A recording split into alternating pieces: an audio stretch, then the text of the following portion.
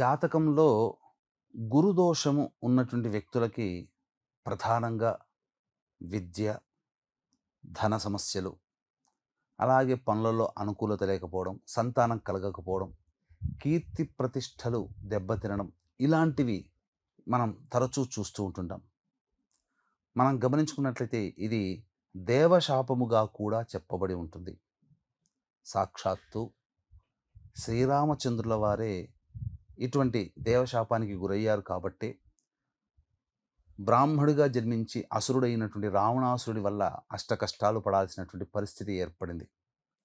ఇక గురువు నవగ్రహాల్లో అత్యంత శుభకరుడు.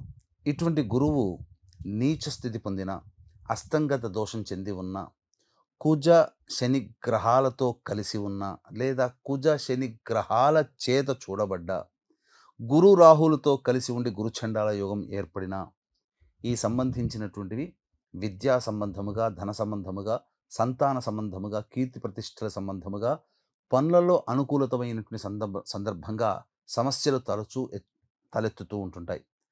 ధనహీనులవుతారు, సంతానహీనులవుతారు, చెయ్యని పనికి నేరాన్ని మోయాల్సినటువంటి పరిస్థితి వస్తుంది, అపఖ్యాతి పాలవుతారు.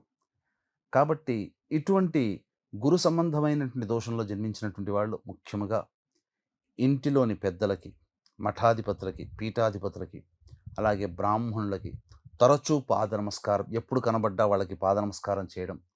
ఇక శివాలయాన్ని సంవత్సరం పాటు విడవకుండా ఎవరైతే సందర్శనం చేసి అభిషేకాది కార్యక్రమాలు ప్రతిరోజు చేసుకుంటారో వాళ్ళకి దైవశాపము, గురుశాపము తొలగిపోయి ఆనందకరంగా జీవిస్తారు.